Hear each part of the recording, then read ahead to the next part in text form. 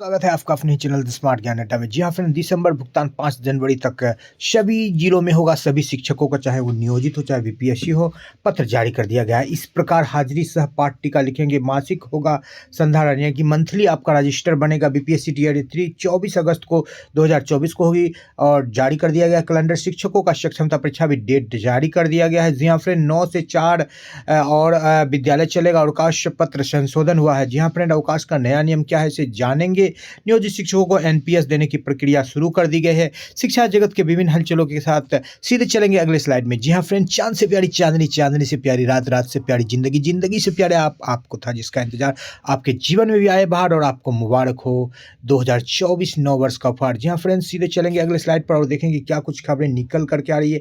और सबसे पहले देख लेते हैं, थोड़ा सा व्यवधान है, आपको फिर लेके चलेंगे मेन स्लाइड पर।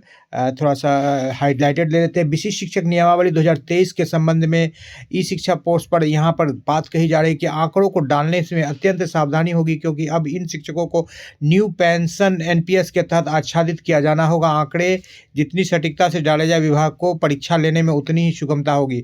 यानी कि फिलहाल जो है सक्षमता परीक्षा और एनपीएस, यानी एनपीएस पर भी कई सारे सवाल आ रहे थे, तो एनपीएस मिलेगा और सभी चीज़ मिलेंगे, सभी लाभ मिलेंगे बीपीएससी के बराबर। कोई भी लाभ में कोई कमी नहीं होगी, क्योंकि राज्यकर्मी जैसे ही आप हो जाते हैं तो सारे लाभ आपको मिलेंगे, चाहे वो एनपीएस हो चाहे कुछ हो। लेकिन कुछ महत्वपूर्ण बातें उल्लेखनीय है कि नवनियोजित शिक्षक से 50% शिक्षक जो है विद्यालय को छोड़कर भाग गए, भगोड़ा बन चुके हैं, क्योंकि आपने मनचाहा पोस्टिंग नहीं दिया। जो शिक्षक लंबे समय 10 साल 15 साल 20 साल 2003 में भी ज्वाइन किए हुए शिक्षक है, 24 या 21 साल से पढ़ा रहे हैं, और उनको आप काफ़ी ज़्यादा दूर देंगे तो उसका जो परिवार का जो है सिंक्रोनाइजेशन बिल्कुल ख़त्म हो जाएगा। जो कि आप सक्षमता के बाद भी जो दे रहे हैं वो उस पर भी ये दिक्कतें आएगी। जी हाँ फ्रेंड, और भी कुछ बातें लिखी गई है जिस पर कि आपको हाईलाइट करना काफ़ी महत्वपूर्ण होगा। देख लेते हैं उन बिंदुओं को, फिर चलेंगे महत्वपूर्ण स्लाइड पर।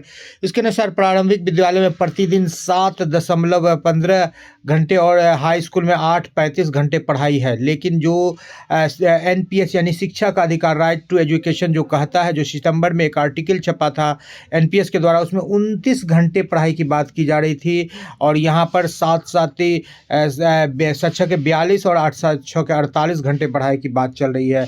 तो ये बिल्कुल काफ़ी ज़्यादा पढ़ाई हो रहा है। यहाँ पर 10% से अधिक शिक्षक एक बार में अवकाश नहीं लेंगे। इस बाबत भी पत्र जारी किया गया है। तो ये महत्वपूर्ण पत्र जारी किया गया है और आपको दिखाते चले फ्रेंड, कई सारे महत्वपूर्ण पत्र जारी किए गए हैं। तो इसमें से एक पत्र ये भी है कार्यालय आदेश से, जिसको दिखाते चलते हैं कि आपको 25 तक हर हाल में एब्सेंटी जमा कर देना है और 5 तारीख तक आपका भुगतान हो जाएगा, जो कि इसी महीना से ये प्रोसेस लागू हो गया है। और 5 तारीख तक अनुपस्थिति होने के बाद क्या है, 5 तारीख तक यहाँ पर भुगतान कर देना है। तो 5 तारीख तक भुगतान होगा। कल से आपको भुगतान की खबर दी जाएगी, और आपका भी यही भुगतान होता है तो आप ग्रुप में ज़रूर बताएंगे। जी हाँ फ्रेंड, अब चलते हैं मुख्य स्लाइड पर और देख लेते हैं कि क्या कुछ खबरें निकल रही है शिक्षा जगत के गलियारों से। जी हाँ फ्रेंड, एक नव वर्ष की हार्दिक मंगल कामनाओं के साथ सीधे चलेंगे अगले स्लाइड पर और देख लेते हैं कि यहाँ 10 से 4 विद्यालय का टाइमिंग सीएम ने मंजूरी दी और जेडीयू एमएलसी गए थे, 10 से 4 होगा। और साथ ही साथ छुट्टी कटौती पर भी कुछ सकारात्मक खबरें निकल करके आ रही है कि छुट्टी वापसी हो जाएगी। फिलहाल 1 जनवरी का छुट्टी वापस नहीं हुआ। ये महीना नियोजित शिक्षकों के लिए काफ़ी महत्वपूर्ण है, कुछ बहुत बड़ा होने जा रहा है। वरीयता का भी साफ होने जा रहा है, फिटमेंट कमेटी का भी रिपोर्ट साफ होगा। नियोजित शिक्षक को इंडेक्स समाहित करने की बात स्पष्ट होगी। वेट एंड वॉच कीजिए। नियोजित शिक्षक के लिए ये वर्ष मंथ काफ़ी अच्छा रहेगा। इनको जल्द सुखद समाचार प्रेषित होगी। नियोजित का त्याग जो है रंग लाएगी। जी हाँ फ्रेंड, काफ़ी ज़्यादा त्याग किया गया है नियोजित शिक्षकों के द्वारा, जो कि रंग लाएगी। आपको दिखा देते हैं यहाँ पर कि 24 अगस्त को बीपीएससी टीआरई 3 का जो यहाँ पर एग्जाम का डेट डाला गया है। दूसरी बात है सक्षमता का, इसमें डेट नहीं डाला गया है। 2024 का जो कैलेंडर डाला गया है बीपीएससी के द्वारा, तो यहाँ पर बीपीएससी टीआरई 3 का जो यहाँ पर आप देख पा रहे हैं डेट डाला गया है 24 अगस्त से लेकर के चलेगी। तो इससे ये साफ होता है कि सक्षमता परीक्षा जो है बीपीएससी के द्वारा बीएसईबी के द्वारा लिया जाएगा, बिहार स्कूल एग्जामिनेशन बोर्ड के द्वारा, और बीपीएससी टीआरए 3 यानी कि जो शिक्षकों की जो है तीसरी भर्ती की परीक्षा लेगी, जिसमें 1 लाख के प्लस में भर्ती आएगी। 24 सितंबर को उसकी परीक्षा होगी। जी हाँ फ्रेंड, चलेंगे अगले स्लाइड पर और देखेंगे कि शिक्षकों को एनपीएस देने के लिए जो यहाँ पर आपको पूर्व में ही बताया गया है कि शिक्षकों को, विशिष्ट शिक्षकों को भी एनपीएस न्यू पेंशन, जो कि राज्यकर्मी होंगे तो उनको न्यू पेंशन मिलना ही मिलना है। कुछ लोग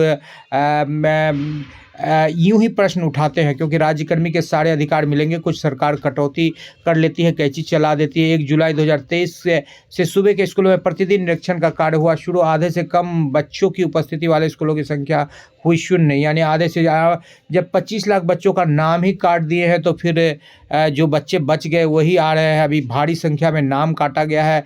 इस बाबत आप देखें तो लगभग 80,000 एक जिला से आ रहा है नाम कटने का रेशियो। दूसरे चरण की शिक्षक काउंसलिंग की तिथि 13 तक बढ़ाई जा चुकी है। तो हड़बड़ाना नहीं, सभी को काउंसलिंग करने का मौका मिलेगा। जो भी शिक्षक काउंसलिंग करवाना चाहते हैं, लाखों शिक्षकों की होगी नियुक्ति। जी हाँ फ्रेंड, और विश्वविद्यालय में कुलाधिपतियों की भी बहाली होगी। नियोजित शिक्षक बनेंगे विशिष्ट अध्यापक, उनको राज्यकर्मी का दर्जा भी मिलेगा। टीआरई 3 का भी शेड्यूल जारी कर दिया गया। स्कूलों में पढ़ाई परीक्षा का बदलेगा स्वरूप। जी हाँ फ्रेंड, जो है कैलेंडर जारी कर दिया गया है, जिसमें एग्जाम से लेकर के मंथली टेस्ट, वीकली टेस्ट, सारा चीज़ डाला गया है और आपको दिखाते चलते हैं। शिक्षा विभाग ने वार्षिक कैलेंडर जो है जारी कर दिया कि कब क्या होगा, किस मंथ में किस तारीख को एग्ज़ाम होगा। वार्षिक कैलेंडर जारी कर दिया गया। कब मूल्यांकन करना है, वीकली टेस्ट का 1 से 2 दिनों में, मासिक टेस्ट का 3 दिनों में और वार्षिक टेस्ट का 1 सप्ताह में आपको मूल्यांकन कर देना है। शिक्षकों की सक्षमता परीक्षा 3 बार की बाध्यता पर भी जो है सवाल उठ रहा है। माध्यमिक और +2 में आज से लेनी होगी 6 कक्षाएं।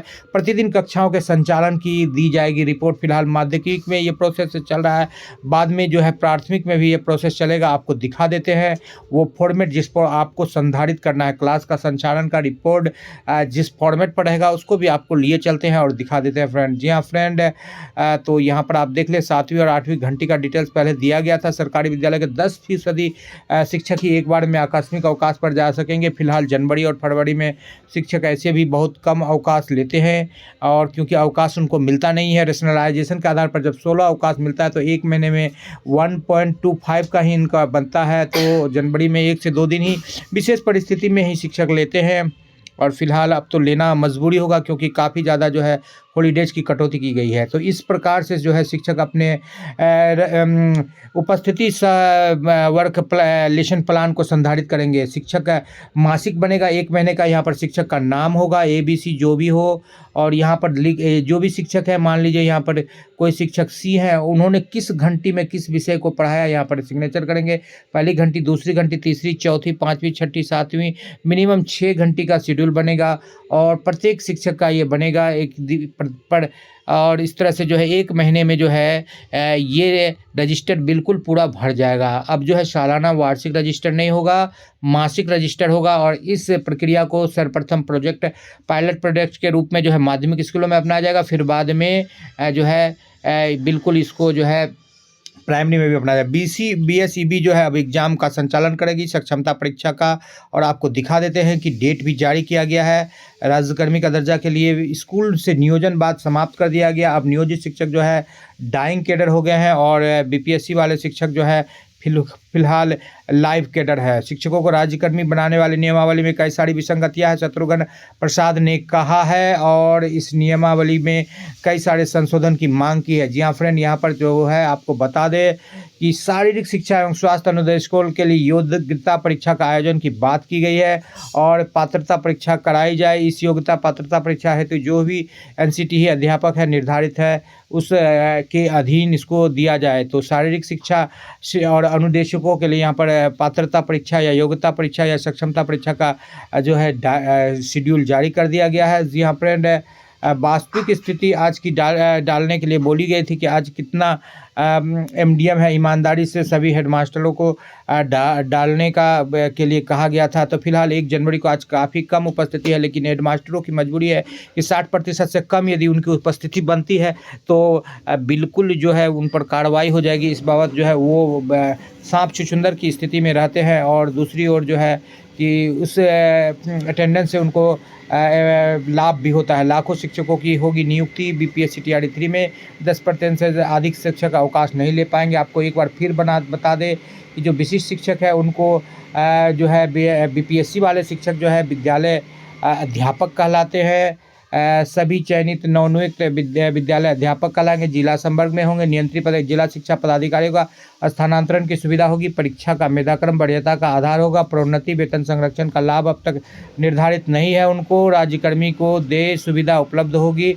एनपीएस सहित परीक्षा अवधि 2 वर्षों की होगी। वहीं पर आपका बात कर लेते हैं विशिष्ट शिक्षकों की, तो सभी नियोजित शिक्षक विशिष्ट शिक्षक कहलाएंगे। जिला संवर्ग में होंगे। नियंत्रित पदाधिकारी जिला शिक्षा स्थानांतरण की सुविधा होगा। स्थानीय निकाय में सभी नियोजन प्रतिष्ठित शिक्षक वेतनमान प्राप्ति की तिथि से वरीयता का आधार होगा, यानी कि जब आप ट्रेंड हुए वो आपका वरीयता का आधार। प्रोन्नति एवं वेतन संरक्षण का लाभ होगा। राज्यकर्मी को देय सुविधा उपलब्ध होगी। एनपीएस सहित परिवीक्षा अवधि नहीं होगी, चूँकि नियुक्ति न होकर पद का संविलियन होगा। ये बड़ी बात है कि आपका परिवीक्षा अवधि नहीं है, इसलिए आप यानी कि नियोजित शिक्षक बीपीएससी शिक्षक से बढ़िए हैं हर हाल में। जी हाँ फ्रेंड, जब भी आपका संविलियन हो जाएगा, जब तक नहीं हुआ है फिलहाल आप अभी भी बढ़िए, क्योंकि उनका परिवीक्षा अवधि चल रहा है। जी हाँ फ्रेंड, वीडियो पसंद आ रहा तो लाइक कर दे। चैनल पर नए हैं या अब तक सब्सक्राइब नहीं किया तो सब्सक्राइब कर ले। द स्मार्ट ज्ञान अड्डा आपका अपना चैनल है साथी, जो आपके जो इसकी कामना करता है। वीडियो को शुरू से लेकर अंत तक देखने के लिए आपका बहुत बहुत धन्यवाद। आपका दिन शुभ हो। जय हिंद, जय भारत, वंदे मातरम।